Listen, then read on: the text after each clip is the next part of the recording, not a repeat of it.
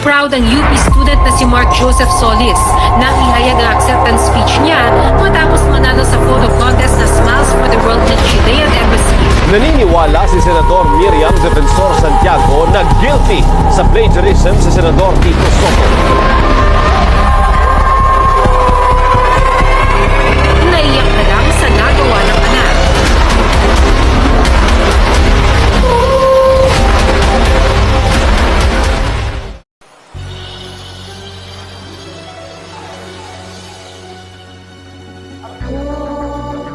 Ay nakakobya, kahit anong gawin nila, ako ay di nagkakanda.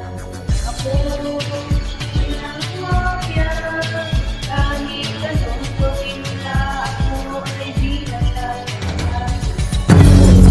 Mula pa nung high school na ako, halata mo na namang nangungopya ko. Kaya parang lahat ay nalilito sa tugalin, puro AI ba to?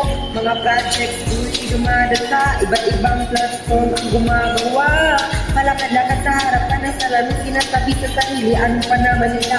Habang nagtuturo siguro, gumagawa yung ituro. Huwag mong malinis kasalanan, huwag mong itago. Nagtuturuan, nagkapis sa paaralan at ng aking namalayang mali pala. Daan sa tuwing ako ay nangungopya, di nag-isip na resulta. Sa paglipas ng panahon, di ako nasa konsensya at imbis na gumaling ay tila lalong bumababa. Ang ating galing taglay ay pahina ng pahina. Ako ay nangungopya, kahit anong gawin nila, ako ay di nagtatanda. Hindi naman mangungopya, huwag tularan ang iba. Plagiarism ay masama, hindi mo ang iyong gawa.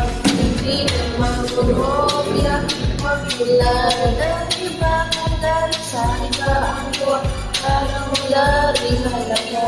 Hanggang sa nagkapitilis ako, teka lang maling maayos na ito. Kaya tayong lahat ay umasinso, huwag mo kaya lumikha ka ng iyo. Plagiarism ay paningawa, ipakita ang tunay maganda. Sa pagsulong ng bawat ita at pahina, maging buo at totoo, hindi yung galing naman sa iba't iba. Kahit di ganong malikhain, kahit na ibitin, babago sa sarili na ang aking pagpahakit. Tama na naman guro, din na po ako babalik. Babago ayos, hindi na po magre-break. Kapag ako'y nag-AI, sinasabihan ni Guro, iniisip ko na lamang na baka ako bubo. Kasi araw-araw na lamang wala nang tututunan. Tawag sa isipan na ay aking iwasan. Ako ay nangungopya, kahit anong gawin nila, ako ay di nagtatanda. Ako ay nangungopya, kahit anong gawin nila, ako ay di nagtatanda.